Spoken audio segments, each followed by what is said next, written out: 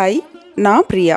Law of attraction இதை use பண்ணி நீங்கள் உங்களுக்கு பிடிச்ச வாழ்க்கையை ரொம்ப சூப்பராக வாழ்கிறதுக்கு நீங்கள் எந்த மாதிரியான மைண்ட் செட்டில் இருக்கணும் அப்படிங்கிறதுக்கு உண்டான கிளாஸஸ் நான் எடுத்துகிட்ருக்கேன். உங்களுக்கு தேவை இருக்குது அப்படின்னா காண்டாக்ட் பண்ணுங்கள். தேங்க்யூ. ஹாய், இந்த வீடியோ பார்த்தீங்கன்னா நிறைய பேர் இன்னைக்கு நம்ம ரொம்ப தனியா இருக்க மாதிரி நினைப்பாங்க. அப்புறம் யாருமே நம்மளை கண்டுக்கல, யாரும் நமக்கு ரெஸ்பெக்ட் பண்ண மாட்டேங்கிறாங்க. அந்த மாதிரி எல்லாம் நிறைய பேர் இன்னைக்கு இருக்காங்க. ஏன்னா ஒருத்தருடைய ஒரு மனநிலையுமே வேற வேற மாதிரி இருக்கும். அவங்க சொல்றது நமக்கு மேட்ச் ஆகாது, நம்ம சொல்றது அவங்களுக்கு மேட்ச் ஆகாது. என்னது இப்படியெல்லாம் கூட இருப்பாங்களா அப்படின்ட்டு ரொம்ப ஆச்சரியமாகும். கொஸ்டின் பண்ணிக்கிட்டு இருக்கிற அந்த ஒரு மைண்ட் செட்ல நம்ம நிறைய பேர் இருக்கோம். இந்த மாதிரி ஒரு நம்மளோட சைக்கலாஜிக்கலா நம்ம அஃபெக்ட் ஆகிற எல்லா விஷயங்களுக்கும் தீர்வு எங்க இருக்குன்னு பாத்தீங்கன்னா ஆன்மீகம்ல இருக்கு. அந்த ஸ்பிரிச்சுவாலிட்டி அப்படிங்கிற ஒரு மிகப்பெரிய கடலுக்குள்ள நீங்க ஒன்ஸ் நீங்க ஜம்ப் பண்ணி ஸ்விம் பண்ண ஆரம்பிச்சிட்டீங்க அப்படின்னா உங்களுடைய எல்லா கேள்விகளுக்குமான பதில் உங்ககிட்ட இருந்தே கிடைக்கும். அதை நான் ஷார்ட்டா சொல்லுவேன். 100% அதுக்கான கேரண்டி நான் கொடுப்பேன். ஆனா ஆத்மார்த்தமா நிஜமாவே நீங்க அதுக்குள்ள வரணுமே தவிர மத்தவனை நான் முட்டாளாக்கணும் அப்படிங்கிறதுக்காக ஆன்மீகம் சார்ந்த நான் கேள்வி கேட்டு என்ன ஒரு புத்திசாலி அப்படின்னு நான் காமிச்சுக்கணும் அப்படிங்கிற அந்த மைண்ட் செட்ல இருந்தீங்க அப்படின்னா கர்மா தான். நீங்க கொஸ்டின் கேட்டீங்கன்னா திரும்ப கொஸ்டினே தான் உங்களுக்கு கேட்டுட்டு இருக்கிற மாதிரி ஒரு சுச்சுவேஷன் இருக்குமே தவிர நீங்க கேட்கிற எந்த கேள்விகளுக்குமே ஆன்சர் அப்படிங்கிறது நமக்கு கிடைக்க வாய்ப்பு இல்லை. சோ உங்களோட அந்த சைக்கலாஜிக்கலான எல்லா விஷயங்களுக்கும் ஸ்பிரிச்சுவாலிட்டி எப்படி உதவி பண்ணுது அப்படிங்கறத இந்த வீடியோல பார்க்கலாம். இப்ப வீடியோக்குள்ள போலாம். ஃபர்ஸ்ட் ஆஃப் ஆல் என்னை பத்தி சொல்லணும்னா நான் கொஞ்சம் இன்ட்ராவர்ட் அப்படின்னுட்டு நான் நிறைய வீடியோஸ்ல சொல்லியிருக்கேன். ஈஸியா என்னால யார்கிட்டயும் பழக முடியாது. எவ்வளவு பேர் இருந்தாலுமே அந்த கூட்டத்தெல்லாம் பார்த்தா நம்ம உங்களுக்கே தெரியும். இப்ப நிறைய பேர் இன்ட்ராவர்ட் அப்படிங்கிறது என்னங்கிறத நம்ம நிறைய பேருக்கு தெரிஞ்சிருப்போம். சோ அப்படி ஒரு கேரக்டர்ல நான் இருக்கிறதுனால என்ன மாதிரி நீங்களும் இன்ட்ராவர்ட்டா இருக்கீங்க அப்படின்னா அது ஓகே. ஏன்னா நம்ம என்ன பண்றோம், புடிச்சுதான் தனியா இருக்கோம். நமக்கு அது அன்கம்ஃபர்டபுளா இருக்குது. நமக்கு போய் ஒரு 4 பேர்த்தோட பேசி பழகுறதுல ஒரு அன்கம்ஃபர்டபுள். ஒரு ஒரு கொஸ்டின் கேட்கறதுலயா இருக்கட்டும், இல்ல போய் யார்கிட்டயாவது ஏதாவது கேட்டு நமக்கு தேவையானதை கேட்டு வாங்கணுமா, அவங்க கிட்ட போய் பேசிதான் அதை வாங்க முடியுமா அப்படின்னு இருக்கிறது வேற சினாரியோ. சரிங்களா? சோ இன்ட்ராவர்ட்டும் இந்த ஒரு சைக்கலாஜிக்கலா நிறைய ஒரு பிரச்சனைகள் இருக்கவங்களும் கன்ஃபியூஸ் பண்ணிக்க வேண்டாம். அது வேற. ஏன்னா இன்ட்ராவர்ட் பீப்புள் எல்லாமே அவங்களா விரும்பி அப்படித்தான் நான் இருப்பேன் அப்படின்னு இருக்காங்க. அவங்களை அப்படியே விட்டுறலாம் நம்ம. ஆனா அந்த மனம் சார்ந்து நம்ம ரொம்ப ஜாலியா இருக்கணும், ஹாப்பியா இருக்கணும்னு நினைச்சு அவ்வளவு ஹாப்பியா இருக்க முடியாதவங்க. அப்புறம் இன்னொன்னு சொல்லுவாங்க, ஃபீலிங் ஆஃப் மிஸ்ஸிங் அவுட் அப்படி சொல்லுவாங்க இல்லையா? அது என்னன்னா நம்மள தனியா விட்டுட்டாங்க. நம்ம எவ்வளவு பேர் கூட ஒரு 100 பேர் நம்மளை சுத்தி இருந்தா கூட 1000 பேர் இருந்தாலுமே நம்ம ஒரு தனியா இருக்கும். நம்ம யாருக்கிட்டையுமே ஒரு மிங்கிள் ஆயிக்க முடியாது. அப்புறம் இன்னொரு இன்செக்யூரிட்டி மாதிரி நம்ம கூட யாரும் பேசல, நம்ம கூட யாரும் சேரல, நம்ம ஏதோ ஒரு தப்பு பண்ணிட்டோம், அதனால எல்லாரும் நம்மள ஒதுக்குறாங்க. இந்த மாதிரி நிறைய விதமான சைக்கலாஜிக்கல் டிசார்டர்ஸ் இன்னைக்கு நமக்கு இருக்கு. அதை காமன் டேர்ம்ஸ்ல என்ன சொல்லிடுறோம்னா ஸ்ட்ரெஸ் சொல்றோம், டிப்ரெஷன் சொல்றோம்.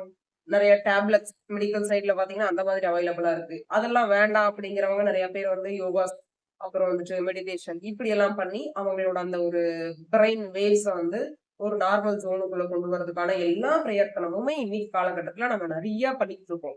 இப்ப ஸ்பிரிச்சுவாலிட்டிக்கும் நம்மளோட அந்த தனிமையை போக்குறதுக்கும் என்ன சம்பந்தம் இருக்கு அப்படின்னு நம்ம கேட்டோம்னா, இது ஒரு சிம்பிளா நான் சொல்லிட்டேன், ஒரு கேள்வியா கேட்டுட்டேன். ஆனா இதுக்கான ஆன்சர் ஒரு மிகப்பெரிய ஆன்சர். ஏன்னா நான் எப்பவுமே இந்த லா ஆஃப் அட்ராக்ஷன் பேசினாலே ஆட்டோமேட்டிக்கா நான் செல்ஃப் லவ்ங்கிறத நான் சொல்லுவேன். அந்த மாதிரி நமக்கு செல்ஃப் லவ் ரொம்ப ஜாஸ்தியா இருக்க பீப்புள் இருக்கிறீங்க அப்படின்னா, உங்களுக்கு ஸ்பிரிச்சுவாலிட்டி மேல நம்பிக்கை இல்லைனாலும் சரி, நீங்க ஆன்மீகம் சார்ந்தெல்லாம் எனக்கு அது பெருசா உடன்பாடு இல்லைங்க அப்படின்னாலுமே, செல்ஃப் லவ்ல உங்களுக்கு ஒரு மிகப்பெரிய நம்பிக்கை இருக்கும்னு நான் நம்புறேன். சோ உங்கள நீங்க ரொம்ப ரொம்ப லவ் பண்ணும் பொழுது என்ன ஆகும்னா, உங்களுக்கான அந்த ஒரு இம்பார்ட்டன்ஸ், உங்களுக்கான அந்த எக்ஸ்பெக்டேஷன்ஸ், உங்களுக்கான அந்த ஒரு கிரெடிட்ஸ், அதுக்கு உங்களுக்கான அந்த அங்கீகாரம்ங்கிறது எதுவுமே நம்ம மத்தவங்க கிட்ட இருந்து பார்க்க மாட்டோம், எதிர்பார்க்க மாட்டோம். இன்னைக்கு நான் போய் ரெடியாயி கண்ணாடி முன்னாடி நிக்கிறேன் அப்படின்னா, நீங்க உங்களுக்கு பிடிச்சிருந்தா மட்டும் போதும். இது அவங்களுக்கு பிடிக்குமா? நான் இப்படி பண்ணியிருக்கேனே, இது இவங்களுக்கு பிடிக்குமா? அப்படின்னுட்டு நம்ம மத்தவங்களுக்காக நீங்க உங்கள ஒரு ஒரு விஷயத்திலயும் அது கேரக்டரா இருக்கலாம், இல்ல ட்ரெஸ்ஸிங் சென்ஸா இருக்கலாம், இல்ல உங்களோட ஃபுட் ஹேபிட்ஸா இருக்கலாம். எதுனாலும் மத்தவங்களுக்காக நீங்க மாத்துறீங்க.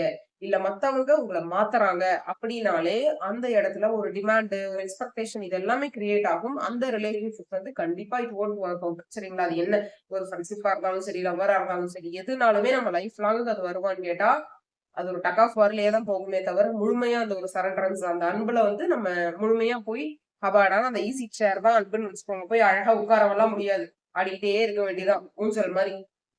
சோ இதையெல்லாம் நம்ம புரிஞ்சுக்கணும். ஓகே. இப்ப ஸ்பிரிச்சுவாலிட்டில இருக்கவங்க எப்படி நம்ம வந்து இருக்கோம் அப்படின்னு கேட்டா, அந்த ஆன்மீகம்ங்கிற ஒரு விஷயத்துல பாத்தீங்கன்னா, நம்மள நம்ம வந்து இந்த ஹியூமன் பாடியா பார்க்க மாட்டோம். நமக்கு பேர் கிடையாது. நம்ம வந்து ஒரு ஆம்பளையா, பொம்பளையா, இல்ல குழந்தையா, நாயா, பூனையா எதுவுமே தெரியாது. நம்ம வந்து எதுக்குள்ளயுமே கிடையாது. நம்ம ஜஸ்ட் ஒரு சோல். அந்த சோல்ங்கிற ஒரு விஷயம், அதோட ஷேப் எப்படி இருக்கும்? அது எப்படி இருக்கும்?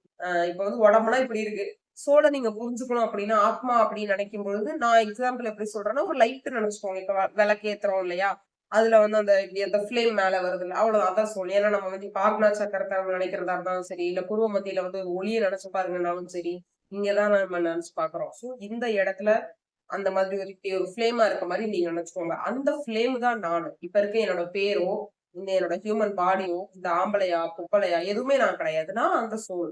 அப்படிங்கிற அந்த ஒரு டூ த கோர் ஸ்பிரிச்சுவாலிட்டில இருக்கும்பொழுது என்ன ஆகுதுன்னா, நமக்கு வந்து ஒரு மிகப்பெரிய அண்டர்ஸ்டாண்டிங் இந்த லைஃப் பத்தி கிடைக்குது. ரொம்ப ரொம்ப ஸ்பிரிச்சுவாலிட்டிக்குள்ள இருக்கிறவங்க எப்படி பிஹேவ் பண்ணுவாங்க அப்படின்னு பாத்தீங்கன்னா, அவங்க வந்து யார்கிட்ட இருந்து எதையுமே எதிர்பார்க்க மாட்டாங்க. பொது இடத்துக்கு போறாங்கன்னா, அவங்களுக்கு ஒரு ரெஸ்பெக்ட் கிடைக்கணும். இல்ல இவங்கள ஒரு முன்னிலைப்படுத்தி எல்லாரும் பேசணும். இவங்கள பெருமையா பேசணும், பாராட்டணும். இவங்களுக்கு கீழ எல்லாருமே இருக்கணும். நான் ஒரு குரு. என் பேச்சு தான் நீ கேட்கணும். அப்படிங்கிற மாதிரியான எந்த ஒரு இன்ஃபாக்ட் நான் குரு, எனக்கு இதெல்லாம் தெரியும். நான் ஒரு பெரிய ஆள், நான் ஒரு ஆன்மீகவாதி அப்படிங்கிறத வெளியில காமிச்சுக்கணும்னு கூட நினைக்க மாட்டாங்க. இந்த ஆன்மீகம்ங்கிறது எப்படி ஆன்மீகம்னாவே என்னன்னா, நம்ம உள்ள உடம்புக்குள்ள, நம்ம மனசுக்குள்ள நம்ம திங்க் பண்ணி ஒரு ஸ்டேட்ட ஒரு பில்டிங் கட்டிட்டு இருக்கோம்.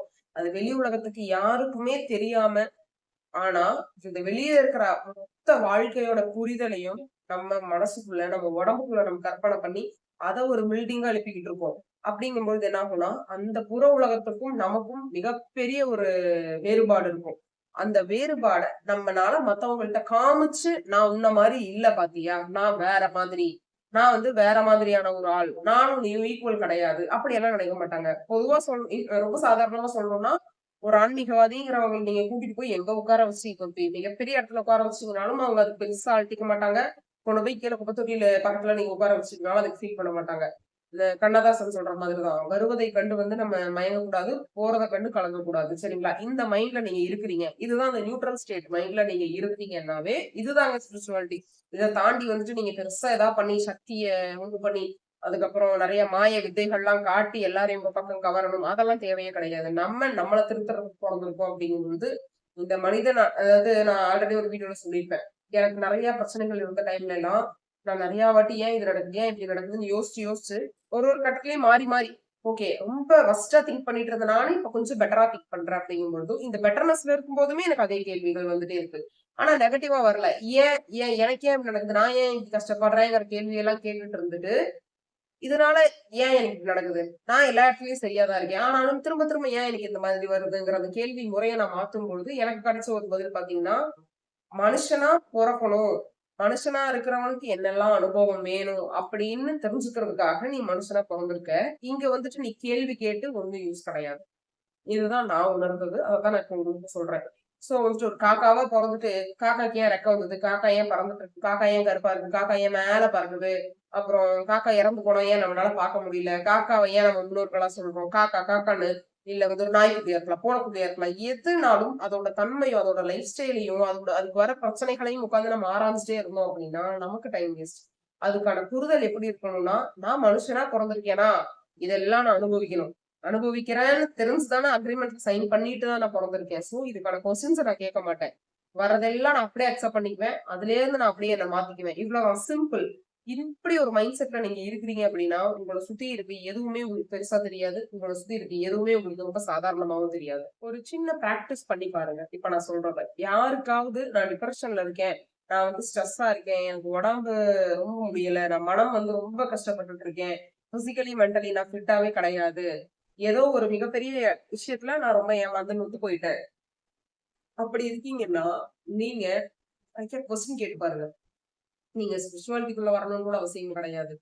உங்களுக்குள்ள இருந்து நெறைய கேள்விகள் கேட்டு பாருங்க. நான் ஏன் பொறந்திருக்கேன்? எனக்கு ஏன் இப்ப இந்த கஷ்டம் வந்திருக்கு? இந்த கஷ்டம் உண்மையிலேயே எனக்கான கஷ்டம் தானா? இல்ல இதுலருந்து நான் ஏதாவது கத்துக்கிட்டேன் அப்படின்னா, அந்த சைக்கிள் கட் ஆயிருவாங்க. நம்ம எப்போ ஒரு விஷயம் இந்த யூனிவர்ஸ் நமக்கு குடுத்து, நம்ம அத கத்துக்காம திரும்ப, திரும்ப, திரும்ப, திரும்ப ஒரே பேட்டர்ன ஃபாலோ பண்ணிக்கிட்டே இருக்கும்பொழுது என்ன ஆகும்னா, நமக்கு அகைன், அகைன் அதே மாதிரியான பிரச்சனைகள் வந்துட்டே இருக்கும். அதுதான் பேட்டர்ன் ப்ராப்ளம். அத பத்தி நம்ம ஆல்ரெடி பேசியிருக்கோம். சோ அந்த பேட்டர்ன உடைக்கணும் அப்படின்னா, நம்ம என்ன பண்ணணும்? கத்துக்கிட்டு இருக்கிறத நம்ம அக்செப்ட் பண்ணிக்கணும். ஓகே, இதுதான் பிரச்சனையா? சரி, ஓகே, நான் அக்செப்ட் பண்ணிக்கிறேன். அடுத்தது நான் என்ன பண்றது? அப்படின்ட்டு நீங்க உங்க லைஃப கொஞ்சம் கொஞ்சம் ஃபார்வர்டா போக போக உங்ககிட்ட இருக்க அந்த டிப்ரஷன், ஸ்ட்ரெஸ் எதுவுமே ஒரு மிகப்பெரிய விஷயமாவே இருக்காது. இன்ஃபேக்ட் அந்த டேர்ம் கூட நீங்க யூஸ் பண்ண மாட்டீங்க. இது யாருக்கு சொல்றேன்னா, நான் வந்து இப்போ ஒரு மெடிகேஷன்ல இருக்கேங்க. நான் ரெகுலரா இத போடலைன்னா எனக்கு தூக்கம் வராது. இந்த மாத்திரை போடலைன்னா. இல்ல வந்து நான் இந்த மாதிரி எல்லாம் ஆக்டிவிட்டீஸ் பண்ணி நான் என்ன வந்து டைவர்ட் பண்ணிக்கிறேன். அப்படியெல்லாம் இருக்கீங்கன்னா, டைவர்ட் பண்றது நல்ல விஷயம். ஆனா நம்ம ஸ்கிப் ஆயி டைவர்ட் பண்ணிக்கிட்டே இருக்கிறத தாண்டி திரும்பி வந்து என்ன பிரச்சனைங்கிறத பிரச்சனை இருக்க இடத்துல நின்னு நம்ம யோசிச்சோம் அப்படின்னா நமக்கான சொல்யூஷன் கண்டிப்பா கிடைக்கும். சோ ஸ்பிரிச்சுவாலிட்டிங்கிற ஒரு விஷயம் வந்து ஒரு மிகப்பெரிய எல்லாருக்குமே அது எந்த ரிலீஜியனா வேணா இருக்கலாம். நீங்க எந்த காஸ்டா இருக்கலாம். மொத்தத்துல மனுஷனா இருக்கிறீங்களா? ஈவன் அந்த 5 அறிவுகளுக்கு கூட ஸ்பிரிச்சுவாலிட்டி இருக்கு. இருந்தாலும் நம்ம 6 அறிவு இருக்கு அப்படின்னாலே நமக்கு அந்த 6வது அறிவை வச்சு நிறைய விஷயங்களை உணரணும் அப்படிங்கிறது தான் நம்ம மனுஷனா போட்டிருக்கோம். சோ இத புரிஞ்சுட்டு நம்ம யூஸ் பண்ணும்பொழுது ஸ்பிரிச்சுவாலிட்டிங்கிற அந்த மருந்து நம்ம எல்லாத்துக்குமே கண்டிப்பா யூஸ்ஃபுல்லா இருக்கும். கண்டிப்பா ஸ்பிரிச்சுவாலிட்டிக்குள்ள உங்களுக்கு இன்ட்ரெஸ்ட் இருக்கா? வாங்க. இன்ட்ரெஸ்ட் இல்லையா? வெறுமனே ஜஸ்ட் கேள்விகள் கேட்டீங்கன்னா கூட போதும். உங்களுக்கான தெளிவு உங்களுக்குள்ள இருந்தே பிறக்கும். கண்டிப்பா யூஸ்ஃபுல்லா இருக்கும் நம்புறேன். தேங்க்யூ.